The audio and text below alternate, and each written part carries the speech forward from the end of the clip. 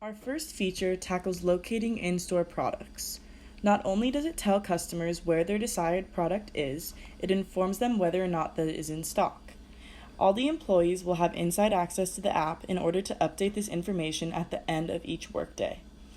This feature saves the average, busy, and stressed out college student a wasted trip to the store. The next feature is the creation of personal profiles for each user of the app. Using information based on past purchases, the app will give recommendations for future purchases. Additionally, a personal questionnaire lets us know the interests of the customer and provides examples of potential purchases based off of these interests. Lastly, users of the app will be able to add their friends and family and create a social network. Users will be able to see recent purchases that their friends and family have made and the products they have been browsing, taking interest in, and purchasing. This quote-unquote social media type of feature within the app strongly appeals to Generation Z, as they are extremely familiar with keeping up with their friends and family through Facebook, Instagram, and all other forms of social media while living in a college town away from home. If an app user sees a product while browsing the app and believes that their friends would enjoy said product, they will have the ability to direct message their friends through the app and share product suggestions with one another. The direct message feature would not only serve as a means of sending people tailored product recommendations, but it would also provide a platform for friends to more intimately and easily discuss the quality of a product and their opinions and or personal experiences using it. This appeals to the Generation Z population because it resembles a cross between Instagram direct messaging and Twitter, where individuals can share posts with one another and make public and private comments regarding their emotional responses to the content they are viewing. Modeling Aldi's app after features incorporated in two widely used social media platforms would help attract the demographics that Aldi is looking for. These three features support Aldi's corporate strategy through putting the customer's needs and well-being first.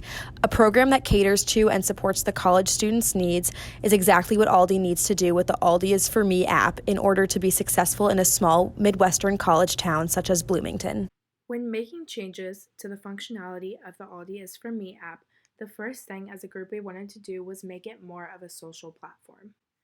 To further make the Aldi is for Me app a social platform, we would have the users of the app create profiles and add information about themselves.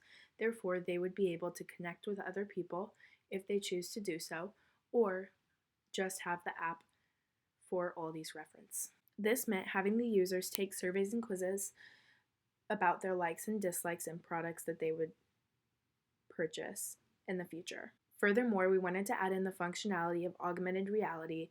Therefore, the user of the app could then look at the location of the product that they wanted before going into the store. This would allow for more efficient use of time during shopping for groceries.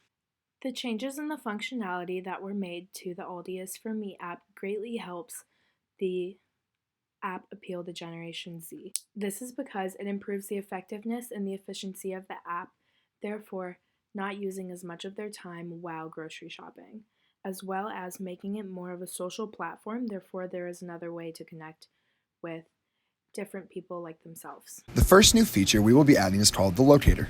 The Locator allows customers to not only see if an item is in store, but also where it is in the store.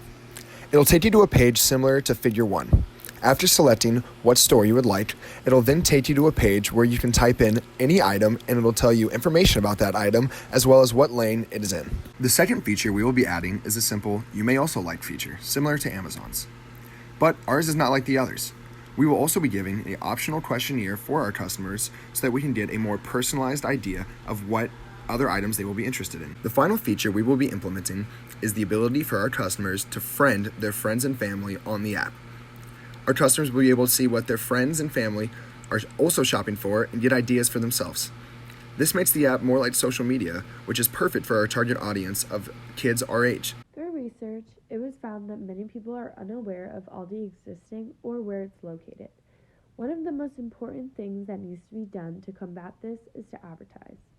People may not pay attention to commercials or random ads on their phone, so we must create an ad that someone literally cannot look away from.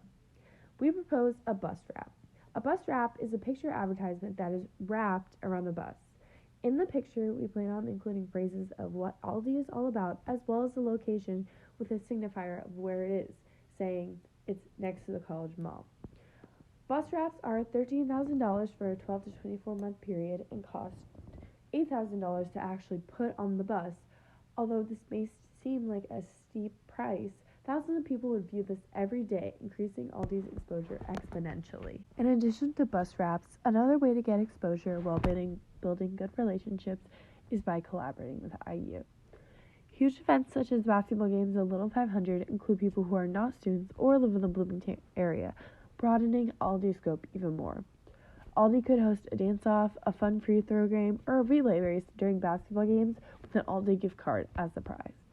Also, Aldi could create merch such as water bottles, towels, and t-shirts and pass them out at Little 500. People will see Aldi everywhere they go. Students love perks, free things, and discounts, but not every student has time to commit to a job and gain these perks. Through the power of social media, brand ambassadors have come about. People can promote companies to their followers and receive benefits in return. Being a brand ambassador is a low-commitment job that spreads awareness of a company, i.e. Aldi, to peers, their peers, and so on. People trust their friends' opinions on products. With how fast social media works, it's likely that the ad will reach other states or even other countries. So we are recommending introducing the app through a phased implementation plan. And the first 12 months of the introduction is going to be broken down into the 4 quarters. So our first quarter, we will introduce our first feature, which is the personal profile. Based on the success of that, we will move on to locating products being introduced in the second quarter. All things go smoothly, we will finally introduce the social media aspect through the third quarter. And assuming all of this goes well, the fourth quarter will just ensure that the app is running smoothly and think about marketing and just making sure things are going as expected. While there are numerous ways to evaluate the efficiency of an app, I am going to mention 4. One way to evaluate efficiency is by looking at user activity, which is evaluated by measuring the duration of each user on the app at one time. If a user is on the app for a large amount of time, it can be concluded that they are having difficulties navigating the different features. A second way is to measure the number of downloads. Aldi can use this number to compare to other apps in popularity and appeal. A third way is to measure retention rate, which reveals the percentage of users who still utilize the app after a certain number of days that it has been installed. And finally, measuring churn rate is beneficial because it calculates the rate at which customers stop using the app. This measurement can be helpful in order to allow for improvements within the app.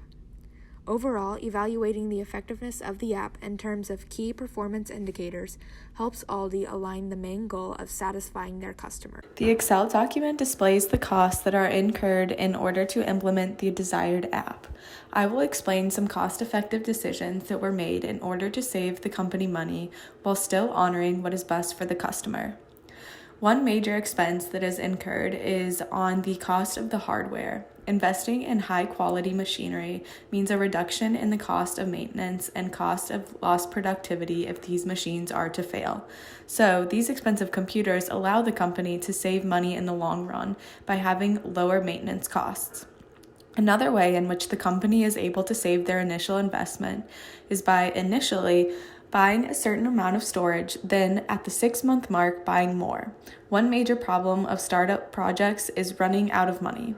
By spreading this cost out, it reduces the chance for the initial investment to fall short of what is actually needed. Another way in which the company saves money is by only offering an upgrade for the app every 4 months, opposed to every month. This saves the company money while also still providing the fixes that the app needs just over a longer period of time. The special features costs are necessary in order to provide the new features that are demanded. With the registration and login, the user profile, and the data encryption features, we are able to secure our customers' accounts while also providing them with their own unique Aldi profile. With the search feature and location services, the app provides the feature where a specific item can then be located within stores. And finally, with the push notifications, we are able to alert Aldi customers with updates on their social network.